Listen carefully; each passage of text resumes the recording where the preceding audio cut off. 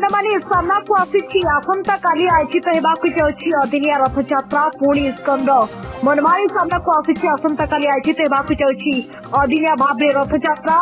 ଲଣ୍ଡନରେ ଆୟୋଜିତ ହେବାକୁ ଥିବା ଅଦିନିଆ ରଥଯାତ୍ରାରେ ଯୋଗ ଦେବା ପାଇଁ ଇସ୍କନ ଅନୁଗାମୀ ଏବଂ ଜଗନ୍ନାଥ ପ୍ରେମୀଙ୍କୁ ଅନଲାଇନ ମାଧ୍ୟମରେ ସୂଚନା ଦିଆଯାଇଛି। ୟୁଟ୍ୟୁବର ଗୋବିନ୍ଦ କୃଷ୍ଣ ଦାସ ସ୍ୱତନ୍ତ୍ର ଅତିଥି ଭାବରେ ଯୋଗ ଦେବାକୁ ଥିବା ବେଳେ ଏହି ଅବସରରେ ସାଂସ୍କୃତିକ କୀର୍ତ୍ତନ ଯୋଗ ସହିତ ଅନ୍ୟାନ୍ୟ କାର୍ଯ୍ୟକ୍ରମ ମଧ୍ୟ ହେବ, ଯାହା ବିଧିବଦ୍ଧ ଭାବରେ ଏକ ଯୋଜନା କରାଯାଇଛି। ତେବେ ଏ ଘଟଣାକୁ ନେଇକି ପୁରୀରେ ମଧ୍ୟ ତୀବ୍ର ପ୍ରତିକ୍ରିୟା ପ୍ରକାଶ ପାଇଛି। ତେବେ ଏନେକି ଅଧିକ ଆଲୋଚନା ପାଇଁ ବର୍ତ୍ତମାନ ଆମ ସହିତ ଫୋନ ଲାଇନରେ ଯୋଡ଼ି ହୋଇଛନ୍ତି ଜଗନ୍ନାଥ ସଂସ୍କୃତି ବିଶେଷଜ୍ଞ ଡକ୍ଟର ହରିହର କାନୁନଗୋ। ତେବେ ସ୍ୱାଗତ କରୁଛି ଫୋକସ ପ୍ଲସକୁ ଡକ୍ଟର କାନୁନଗୋ। ଜୟ ଜଗନ୍ନାଥ। ତେବେ ସାର୍ ଜାଣିବାକୁ ଚାହିଁବି ଯେ ପରମ୍ପରା ବା ଜଗନ୍ନାଥ ସଂସ୍କୃତି ଅନୁଯାୟୀ ଶ୍ରୀ ଜଗନ୍ନାଥଙ୍କ ପବିତ୍ର ରଥଯାତ୍ରା ଏକ ନିର୍ଦ୍ଧାରିତ ସମୟରେ ଅନୁଷ୍ଠିତ ହୋଇଥାଏ। ତେବେ ଆମେରିକା ପରେ ଲଣ୍ଡନ ମଧ୍ୟ ସମାନ ଢଙ୍ଗରେ ଆସନ୍ତାକାଲି ଅଦିନିଆ ରଥଯାତ୍ରା ପାଇଁ ପ୍ରସ୍ତୁତି ଆରମ୍ଭ ହୋଇଛି, ଯାହା ତାଙ୍କ ୱେବସାଇଟରେ ଏବଂ ୟୁଟ୍ୟୁବ ମାଧ୍ୟମରେ ସୂଚନା ରହିଛି। ତେବେ ସାର୍ କାହିଁକି ବାରମ୍ବାର ଜଗନ୍ନାଥ ସଂସ୍କୃତିକୁ ଉଲ୍ଲଂଘନ କରାଯାଉଛି? ଜୟ ଜଗନ୍ନାଥ। ଯୋଉ କଥାଟି କହିଲ ସେଇଟା ପ୍ରକୃତରେ ସତ୍ୟ। ଆଜ୍ଞା, କାହିଁକିନା ଜଗନ୍ନାଥଙ୍କ ରଥଯାତ୍ରା ଆଷାଢ ଶୁକ୍ଳ ଦ୍ୱିତୀୟା ତିଥିରେ ହୁଏ। ବର୍ତ୍ତମାନ ଯୋଉ ରଥଯାତ୍ରା ଇସ୍କନ ତରଫରୁ ହଉଛି ଆମେରିକା, ଲଣ୍ଡନ ଏବଂ ବିଭିନ୍ନ ଦେଶରେ ହଉଛି, ତାର କାରଣ ହଉଛି ଯେ ଏମାନେ ଜଗନ୍ନାଥଙ୍କୁ ବିକିବା ପାଇଁ ଚାହୁଁଛନ୍ତି, ବ୍ୟବସାୟିକ ଚିନ୍ତାଧାରା ନେଇ କରୁଛନ୍ତି। ସେମାନେ ଭାବୁଛନ୍ତି ଯେ ଆମେ ଜଗନ୍ନାଥଙ୍କୁ ଯେତେ ପ୍ରଚାର ପ୍ରସାର କରୁଛୁ, କିନ୍ତୁ ପ୍ରଚାର ପ୍ରସାରଟା ଗୋଟେ ପରମ୍ପରା ଉପରେ ଆଧାରିତ ହେବା ଦରକାର, ଗୋଟେ ନୀତି ନିୟମ ନିଷ୍ଠାରେ ପରିଚାଳିତ ହେବା ଦରକାର। ଜଗନ୍ନାଥ ମନ୍ଦିର ହଉଛି ଶ୍ରୀକ୍ଷେତ୍ର ପୁରୀ ଧାମ, ଶ୍ରେଷ୍ଠ ଧାମ ପୁରୀ ଧାମରେ ଜଗନ୍ନାଥ ଅଛନ୍ତି। ସତ୍ୟ, ତ୍ରେତୟା, ଦ୍ୱାପର, କଳି ଚାରି ଯୁଗ ଭିତରେ ଚାରୋଟି ଯୋଉ ଧାମ ରହିଛି, ତା ଭିତରୁ କଳି ଯୁଗର ପୁରୀ ଶ୍ରୀକ୍ଷେତ୍ର ଧାମ ହଉଛି ସର୍ବଶ୍ରେଷ୍ଠ ଧାମ। ଏଇ ଧାମରେ ଜଗନ୍ନାଥଙ୍କ ରଥଯାତ୍ରା ଯୋଉ ସମୟରେ ଅନୁଷ୍ଠିତ ହେବା କଥା, ସେଇ ସମୟରେ ଯଦି ଇସ୍କନ ରଥଯାତ୍ରା କରୁନାହିଁ, ତାକୁ ସମ୍ପୂର୍ଣ୍ଣ ଭାବରେ ବ୍ୟାନ୍ କରାଯିବା ଦରକାର। ରଥଯାତ୍ରା ସେ କରିପାରିଲେ ନାହିଁ। ଆଇନଗତ ଭାବରେ ଯଦି ଆମର ଏ ଦିଗରେ ପଦକ୍ଷେପ ନିଆଯାଇଛି, କାରଣ ପୁରୀ ଗଜପତି ମହାରାଜ ଦିବ୍ୟ ସିଂହ ଦେବ ଏଇଟା କରିଛନ୍ତି। ଯଦି କହିବା ସାର୍, ଅନେକ ଥର ଇସ୍କନ ଏଇଭଳି ନିୟମ ଉଲ୍ଲଂଘନ କରିଛି ଏବଂ ଅନେକ ଥର ପୁରୀ ମହାରାଜ ହୁଅନ୍ତୁ କିମ୍ବା ଯୋଉ ସେବାୟତ ମାନେ ହୁଅନ୍ତୁ, ତାଙ୍କ ପକ୍ଷରୁ ମଧ୍ୟ ନୋଟିସ ଯାଇଛି, କିନ୍ତୁ ତାପରେ ବି ବାରମ୍ବାର ସମାନ ଢଙ୍ଗରେ ସମାନ ଭାବରେ ଉଲ୍ଲଂଘନ କରାଯାଉଛି। ନାଇଁ, ଏ ପ୍ରକାରର କରିବାର ଔଦ୍ଧତ୍ୟ, ଅହଙ୍କାର ଏବଂ ନିଜର ଜଗନ୍ନାଥଙ୍କ ପ୍ରତି ଭକ୍ତି, ଶ୍ରଦ୍ଧା, ବିଶ୍ୱାସ ନାହିଁ। ଏ ସବୁର ଏମାନେ ଭାବୁଛନ୍ତି ଆମେ ମନ୍ଦିର କରିଛୁ ଏବଂ ଆମେ ଜଗନ୍ନାଥଙ୍କୁ ଯେତେବେଳେ ଚାହିଁବୁ ସଖୀ କଣ୍ଢେଇ ଭଳି ତାଙ୍କୁ ନଚେଇବୁ। ଜଗନ୍ନାଥଙ୍କୁ ନବାର ତାଙ୍କର ଏ ପ୍ରକାରର କରିବାର ଅଧିକାର ନାହିଁ। ତେଣୁ ଏଇଭଳି ଯଦି କର୍ମ କରୁଛନ୍ତି, ତାଙ୍କ ବିରୁଦ୍ଧରେ ଆଇନଗତ କାର୍ଯ୍ୟାନୁଷ୍ଠାନ ନିଆଯିବା ଦରକାର। ପୋଲିସ ଷ୍ଟେସନରେ ଏଫଆଇଆର କରାଯିବା ଦରକାର। ତମେ ଜଗନ୍ନାଥଙ୍କୁ ନେଇ କରିପାରିବନି, ତମେ କୃଷ୍ଣଙ୍କୁ ନିଅ, ରାମଙ୍କୁ ନିଅ କି ଅନ୍ୟ କାହାକୁ ନିଅ, କିନ୍ତୁ ରଥଯାତ୍ରା ଯଦି ମହାପ୍ରଭୁ ଜଗନ୍ନାଥଙ୍କର କରିବ, ତାହେଲେ ଆଷାଢ ଶୁକ୍ଳ ଦ୍ୱିତୀୟା ତିଥିରେ ହିଁ କରିବ। ଯୋଉ ସମୟରେ ପୁରୀ ଶ୍ରୀକ୍ଷେତ୍ରରେ ରଥଯାତ୍ରା ହଉଛି ସେଇ ସମୟରେ କରିବ, ନଚେତ ତମ ବିରୁଦ୍ଧରେ ଶୃଙ୍ଖଳାଗତ କାର୍ଯ୍ୟାନୁଷ୍ଠାନ, ଆଇନ ଅନୁଯାୟୀ କାର୍ଯ୍ୟାନୁଷ୍ଠାନ ନିଆଯିବ। ଏ ଦିଗରେ ସମସ୍ତେ ସଚେତନ ରହିବା ଦରକାର। ଶ୍ରୀମନ୍ଦିର ପ୍ରଶାସନ, ପୁରୀ ଗଜପତି ମହାରାଜ ଏବଂ ଯୋଉ ଆମର ଅଛନ୍ତି ଶଙ୍କରାଚାର୍ଯ୍ୟ, ପୁରୀ ଗୋବର୍ଦ୍ଧନ ପୀଠର ଶଙ୍କରାଚାର୍ଯ୍ୟ, ଏ ଦିଗରେ ପଦକ୍ଷେପ ନିଅନ୍ତୁ। ଜାଣିବାକୁ ଚାହିଁବି ଯେ ଯଦି କହିବା ବର୍ତ୍ତମାନ ଜଗନ୍ନାଥଙ୍କୁ ନେଇକି ଏକ ପ୍ରକାର ଶସ୍ତା ରାଜନୀତି ଚାଲିଛି, କାହିଁକିନା ପୂର୍ବରୁ ଯଦି କହିବା ଆମେରିକାର ହ୍ୟୁଷ୍ଟନ ସହର ହେଲା, ବର୍ତ୍ତମାନ ଯଦି କହିବା ଲଣ୍ଡନ, କିନ୍ତୁ ନିକଟରେ ଯଦି କହିବା ଇଏ ଯୋଉ ଥିଲା ଦୀଘାର ଯୋଉ ବିବାଦ ଥିଲା, ଇଏ ଏକ ପ୍ରକାର ଗୋଟେ ପ୍ରକାର ଶସ୍ତା ରାଜନୀତି କରାଯାଉଛି। ଜଗନ୍ନାଥଙ୍କୁ ନେଇକି କୋଉଠି ଅଦିନରେ ରଥଯାତ୍ରା କରାଯାଉଛି, ତ ଆଉ କୋଉଠି ଜଗନ୍ନାଥ ଧାମକୁ ନେଇକି ଗୋଟେ ପ୍ରକାର ବ୍ୟବସାୟ କରାଯାଇଛି। ତେବେ ନିର୍ଦ୍ଧାରିତ ସମୟକୁ ନେଇକି ଜଗନ୍ନାଥ ସଂସ୍କୃତି କଣ କହୁଛି? ଜଗନ୍ନାଥ ସଂସ୍କୃତି ଏଗୁଡିକ ଗ୍ରହଣ କରୁନାହିଁ। ଜଗନ୍ନାଥ ସଂସ୍କୃତି ହଜାର ହଜାର ବର୍ଷ ଧରିକି ସୃଷ୍ଟି ରହିଛି। ଏ ସଂସ୍କୃତି କେବଳ ଆମର ଓଡିଶାର ଐତିହ୍ୟ, ପରମ୍ପରା, ସଂସ୍କୃତି ଆଧାରିତ। ଜଗନ୍ନାଥ ସଂସ୍କୃତି ହଉଛି ଓଡିଶାର ସଂସ୍କୃତି।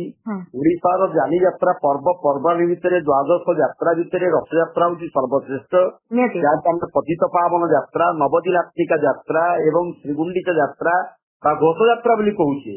ଏବଂ ଏ ରଥଯାତ୍ରାର ବୈଶିଷ୍ଟ୍ୟ ହଉଛି ଶ୍ରୀମନ୍ଦିରରୁ ଗୁଣ୍ଡିଚା ମନ୍ଦିର, କର୍ମ କ୍ଷେତ୍ରରୁ ଜନ୍ମ କ୍ଷେତ୍ର, ଅର୍ଥାତ୍ କର୍ମଭୂମିରୁ ଜନ୍ମଭୂମିକୁ ଏବଂ ଜନ୍ମଭୂମିରୁ କର୍ମଭୂମିକୁ, ଏଇ ଯୋଉ ଯାତ୍ରା 9 ଦିନର ଯାତ୍ରା, ଇଏ ହଉଛି ସଂସାରର ଯାତ୍ରା।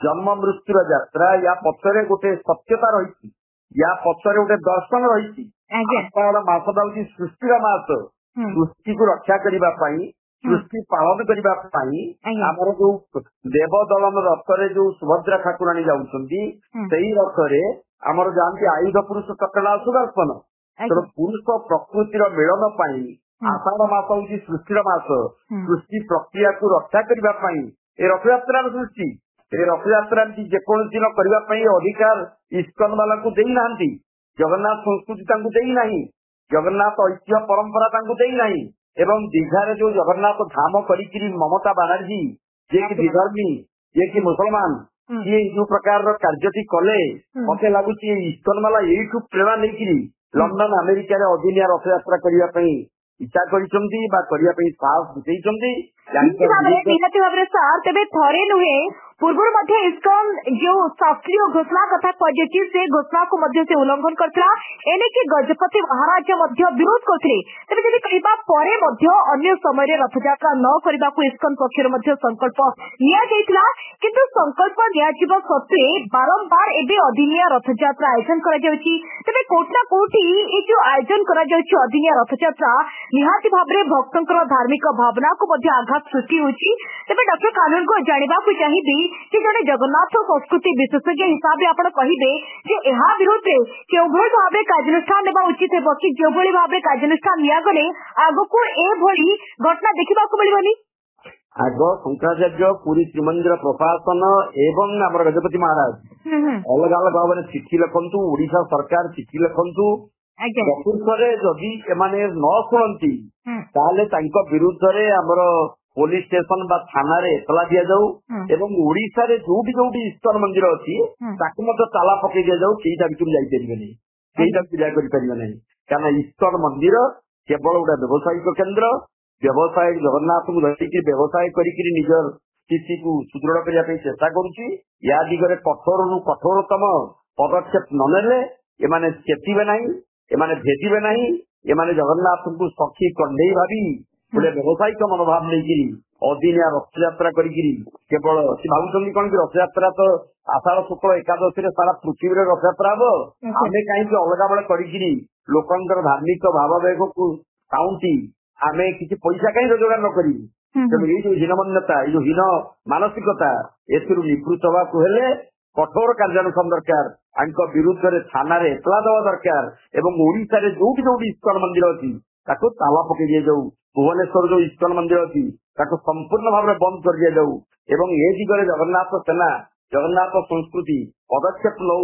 नचेत से मंदिर ये खोली पारे ना कि मंदिर में कारबार करें ना कौन जिन बिक्री करें जगन्नाथ को लेकर पूजा करें ना कृष्ण को लेकर पूजा करूँ कि जगन्नाथ को रखिक पूजा करें ना जगन्नाथ रखिंट बोली सीना अदिनिया रथयात्रा कर जगन्नाथ विग्रह रखिपारे ना रथयात्रा हो पारनि कृष्ण को लेकर रथयात्रा करूना किए मना करूँ जगन्नाथ को लेकर रथयात्रा करें ना जदि करेंगे आईन अनुसार दंड विधान व्यवस्था रे दिगरे जगन्नाथ प्रेमी माने निश्चित भाव में आगे आसवा उचित आम समस्त दृढ़ स्वर दमन करवा दृढ़ स्वर विरोध करवा भावुची इस्कन वाला निश्चित भाव में ए दिगरे सचेतन हे निहत भाव में डॉक्टर कानून गो आप जो कथा कहले कि वर्तमान समय जदि कहबा जगन्नाथ को लेकिन व्यवसाय कराई एवं जदि कहबा भक्ति कम राजनीति अधिक देखा मिली जगन्नाथ को लेकिन बहुत बहुत धन्यवाद सर आपण आम कार्यक्रम में जोग देथिबारु तेबे श्रीजुक्त कानून गो को कहबा मुताबक